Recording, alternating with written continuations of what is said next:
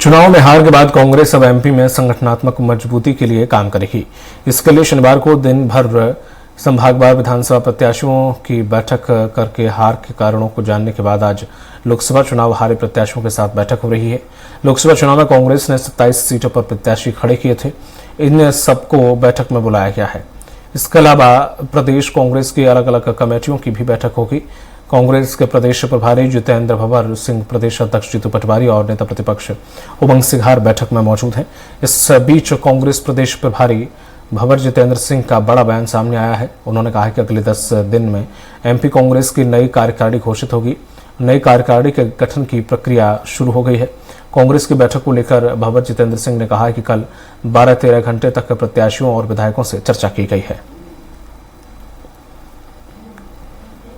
सुझाव, नए आइडियाज आए सामने और उनके ऊपर आज जो भी सुझाव आए हैं कल, उनको आज हम एक एक्शन प्लान बनाकर उनको किस तरह से इम्प्लीमेंट करना है वो कार्यक्रम आज चलेगा। और आप देखेंगे कि मध्य प्रदेश कांग्रेस एक नए जज्बे के साथ, एक नई ऊर्जा के साथ मध्य प्रदेश की जनता की आवाज बनकर उभरेगी।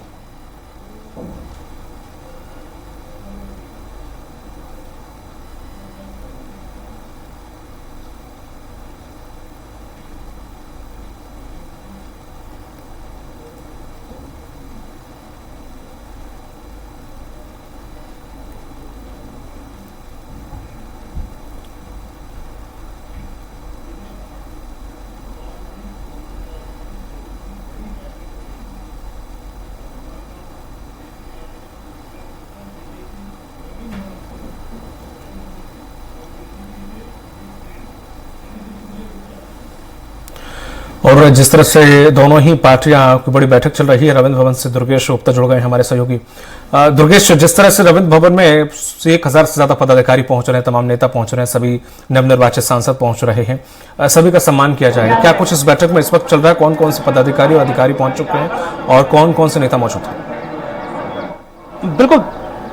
बिल्कुल दीपक, बात की जाए आज राजधानी भोपाल के रविंद्र भवन में भारतीय जनता पार्टी की काफी अहम बैठक चल रही है। इस अहम बैठक में कार्य समिति की बैठक में करीब 2100 पदाधिकारियों को मध्य प्रदेश के तमाम मंडल अध्यक्ष से लेकर बूथ स्तर से लेकर जिला स्तर तक के पदाधिकारियों को आज इस बैठक पर बुलाया गया है। और सबसे अहम बात यह है कि इस बैठक में तमाम केंद्रीय मंत्रियों से लेकर और लोकसभा के जो 29 लोकसभा सीटों पर भारतीय जनता पार्टी को जीत हासिल हुई है, उन 29 के 29 सांसद इस बैठक में शामिल हुए हैं। इन जो लोकसभा सदस्यों का, लोकसभा सांसदों का स्वागत किया जा रहा है इस बैठक में। और इसी के साथ में करीब 2100 कार्यकर्ता इस हॉल के अंदर बैठे हुए हैं और इस हॉल के अंदर जो प्रदेश अध्यक्ष बीडी शर्मा हैं, सभी कार्यकर्ताओं को संबोधित कर रहे हैं। कार्यकर्ताओं को संबोधन में किस तरीके से भारतीय जनता पार्टी में पिछली रणनीति के तहत में किस तरीके से विधानसभा और लोकसभा चुनाव में जीत हासिल की है, उसको लेकर संबोधन भी कार्यकर्ताओं को दे रहे हैं। उसी के साथ में आगामी समय में भारतीय जनता पार्टी की क्या रणनीति रहने वाली है, किस तरीके से भारतीय जनता पार्टी काम करेगी और किस तरीके से जो उसका वोट बैंक है, उस वोट बैंक में और किस तरीके से इजाफा मिल सकता है, इसको लेकर जो प्रदेश अध्यक्ष बीडी शर्मा है वह कार्यकर्ताओं को संबोधित कर उनको जानकारी दे रहे हैं। और इसी के साथ में तमाम नेताओं से लेकर, तमाम सदस्यों से लेकर, तमाम मंत्रियों का आज स्वागत भी अपने पदाधिकारियों को द्वारा प्रदेश अध्यक्ष बीडी शर्मा करवा रहे हैं। और इसी के साथ में अगर बात की जाए यहां पर मौजूद नेताओं की अगर बात की जाए तो इसमें केंद्रीय मंत्री शिवराज सिंह चौहान से लेकर भूपेंद्र यादव से लेकर ज्योतिरादित्य सिंधिया और इसी के साथ में मध्य प्रदेश सरकार के मुख्यमंत्री मोहन यादव, प्रदेश अध्यक्ष बीडी शर्मा, तमाम जो वरिष्ठ नेता हैं भारतीय जनता पार्टी के, तमाम जो प्रदेश का नेतृत्व कर रहे हैं, उनको वह सभी नेता यहां पर इस बैठक में मौजूद हैं। जी बिल्कुल दुर्गेश, जिस तरह से देखें, क्या कोई केंद्रीय संगठन से भी कोई नेता यहां पर आया हुआ है? क्योंकि हम देख रहे हैं रविंद्र भवन से लेके पीएचक्यू तक लगातार बैनर और होस्ट लगे हुए हैं, जितने भी बहुत भव्य तरीके से इसको किया जा रहा है। तो उसमें कई पोस्टरों में देखा गया कि जेपी नड्डा, हालांकि वो ठीक है बीजेपी के राष्ट्रीय अध्यक्ष हैं, क्या संगठन से भी, केंद्रीय नेतृत्व से भी कोई आया है इस बैठक में शामिल होने के लिए? अगर बात की जाए दीपक, तो केंद्रीय से अगर बात की जाए, केंद्रीय संगठन से अगर बात की जाए, तो केंद्रीय संगठन से तो जरूर यहां पर अभी कोई नहीं पहुंचा है, लेकिन केंद्र सरकार की तरफ से जरूर भूपेंद्र यादव और शिवराज सिंह चौहान यहां पर आए हुए हैं, कैलाश विजयवर्गीय यहां पर पहुंचे हुए हैं। उसके अलावा अगर बात की जाती है जिस तरीके से, तो प्रदेश लेवल के जितने पदाधिकारी हैं वह इस बैठक में शामिल हैं। इसके अलावा ज्योतिरादित्य सिंधिया भी इस बैठक में शामिल हैं। तो कह सकते हैं कि तमाम वरिष्ठ नेताओं से लेकर जितने तमाम दिग्गज नेता हैं जो मध्य प्रदेश से जुड़े हुए नेता हैं। जिस तरीके से अगर भूपेंद्र यादव की बात करते हैं, तो भूपेंद्र यादव को मध्य प्रदेश का प्रभारी बनाया गया था, और मध्य प्रदेश का प्रभारी के उपरांत जिस तरीके से भारतीय जनता पार्टी को बीजेपी विधानसभा चुनाव में जीत हासिल हुई थी, भूपेंद्र यादव उस समय मध्य प्रदेश के प्रभारी थे, वह जरूर यहां पर इस बैठक में शामिल होने के लिए पहुंचे हैं। और चूंकि उनका भव्य तरीके से कार्यकर्ता स्वागत कर रहे हैं, और भव्य तरीके से जो प्रदेश के पदाधिकारी हैं, जो प्रदेश के पदाधिकारी यहां पर पहुंचे हैं, वह उसका स्वागत करते हुए यहां पर पहुंचे हुए हैं। इसके अलावा अगर बात करते हैं, तो जिस तरीके से जो अभी प्रदेश प्रभारी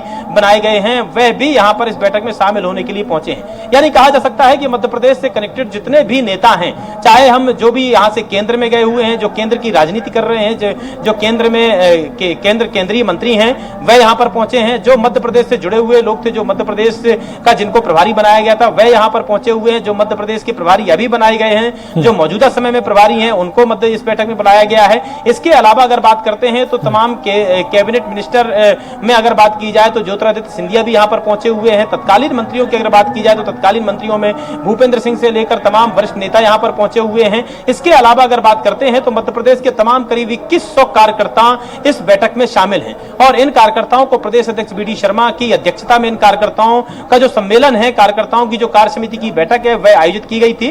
प्रदेश अध्यक्ष बी डी शर्मा तमाम सभी कार्यकर्ताओं को, तमाम सभी नेताओं को यहां पर संबोधित करते हुए नजर आ रहे हैं। और साथ ही प्रदेश अध्यक्ष बी डी शर्मा ने जो भारतीय जनता पार्टी की उपलब्धियां हैं, जो रणनीति का भारतीय जनता पार्टी को फायदा मिला है, उसमें भारतीय जनता पार्टी के लिए बी डी शर्मा यहां पर संबोधित करते हुए नजर आ रहे हैं। इसी के साथ में आगामी समय में प्रदेश की क्या रणनीति रहने वाली है, मध्य प्रदेश में किस तरीके से कार्यकर्ता काम करते हुए नजर आएंगे, किस तरीके से कार्यकर्ता को सक्रिय भूमिका निभाते हुए यहां पर प्रदेश के संगठन को मजबूत करना है, उसको लेकर यहां पर संबोधन दिया जा रहा है, और आगे की रणनीति तय की जा रही है। जी बिल्कुल, हमारे साथ बने रहिएगा। दुर्गेश हमारे साथ पीसीसी दफ्तर से जुड़ गए हैं कुमार संदीप, जिस तरह से अभी विधानसभा के सभी प्रत्याशियों को बुलाया गया और मंथन चला के कहां हार और कहां कमी रह गई, कई कारण निकल कर आए। अभी ऐसे में लोकसभा प्रत्याशियों को भी बुलाया गया है, कौन कौन से पदाधिकारी मौजूद हैं और क्या कुछ विचार विमर्श हो रहा है हार को लेकर कि कहां कमी रह गई।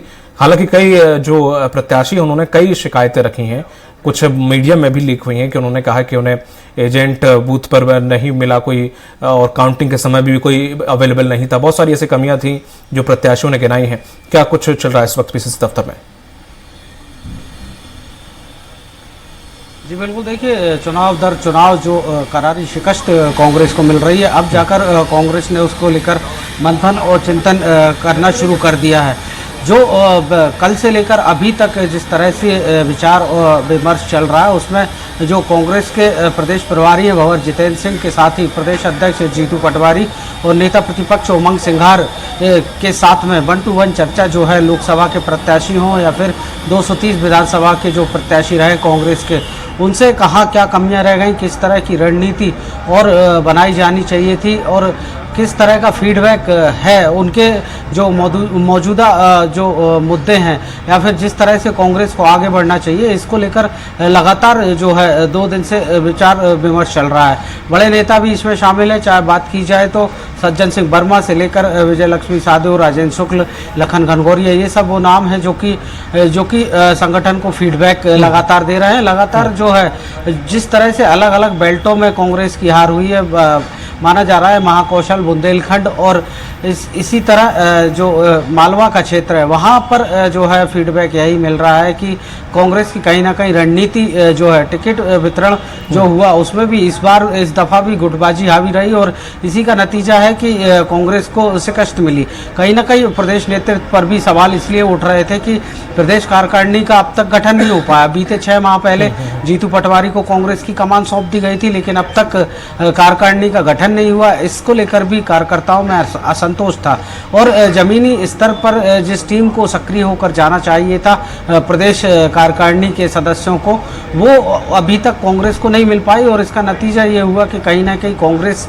का जो कार्यकर्ता था वो हतोत्साहित हुआ। और इसके अलावा जिस तरह से बीजेपी ने कारगर रणनीति बनाई, जिस तरह से प्लानिंग की विधानसभा बार, जिस तरह से उन्होंने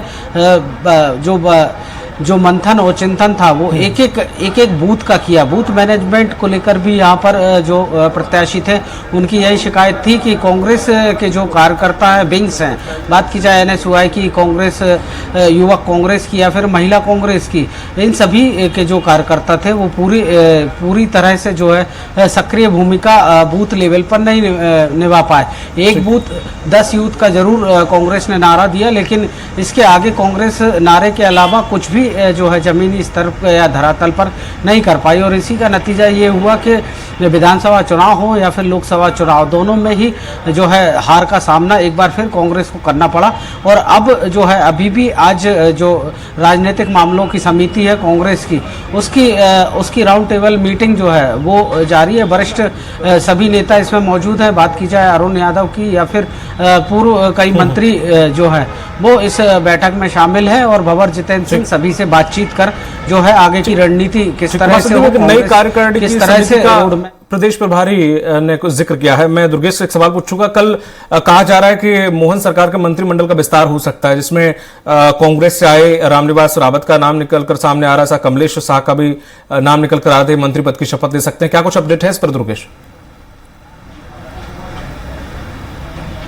अंदर खाने से बात की जाए तो अंदर खाने से यह बात जरूर निकलकर सामने आ रही है कि मोहन सरकार का जो कैबिनेट विस्तार हो सकता है, लेकिन इस पर अधिकृत तौर से अभी पुष्टि नहीं हो सकी है। हालांकि सूत्रों के हवाले से खबर है कि मोहन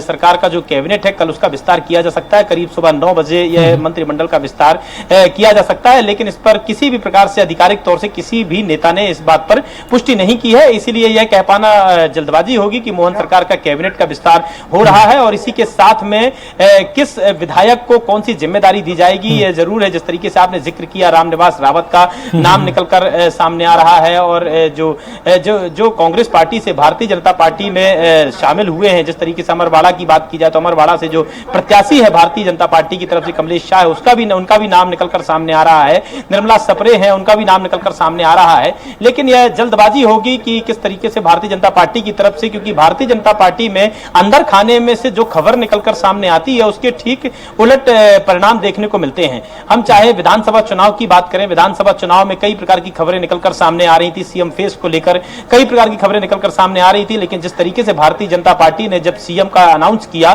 तो वह काफी चौंका देने वाला नाम था। तो यानी कि भारतीय जनता पार्टी में अंदर खाने के कयास लगाना एक जल्दबाजी हो जाती है। इसलिए यह कह पाना बड़ा मुश्किल है कि अभी या बड़ी जल्दबाजी होगी कि मध्य प्रदेश सरकार में मोहन यादव की जो सरकार का कैबिनेट का जो विस्तार है वह हो रहा है।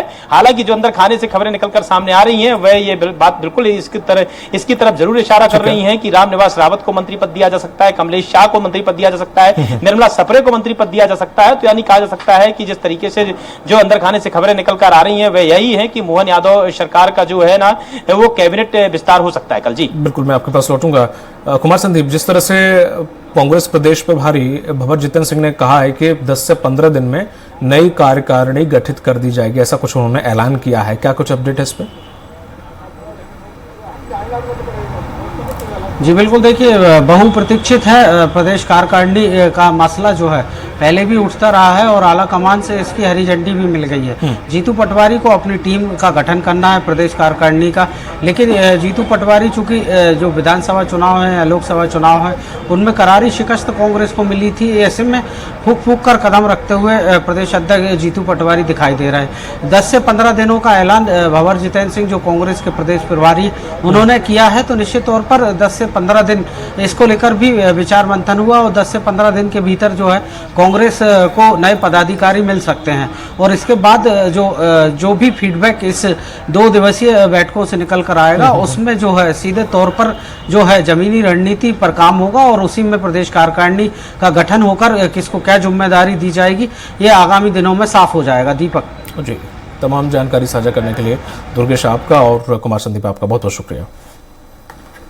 तो ये जिस तरह से दोनों ही पार्टियों में बैठकों का दौर चल रहा है, एक तरफ जश्न मनाया जा रहा है, पदाधिकारियों का सम्मान किया जा रहा है, नेताओं का सम्मान किया जा रहा है, तो दूसरी तरफ कांग्रेस के अंदर पीसीसी दफ्तर में हार के कारणों को जानने की कोशिश की जा रही है। साथ ही साथ नई कार्यकारिणी की सुगबुगाहट है। उधर अगर देखें बीजेपी में, तो वहां पर भी जो कैबिनेट विस्तार का कहा जा रहा है कि मोहन सरकार के कैबिनेट का विस्तार हो सकता है। हालांकि यह खबर निकल कर आई है, अब देखने वाली बात होगी कि वाकई कल ऐसी कोई सूचना बीजेपी की तरफ से आती है या वाकई मोहन सरकार के मंत्रिमंडल का विस्तार होता है या नहीं।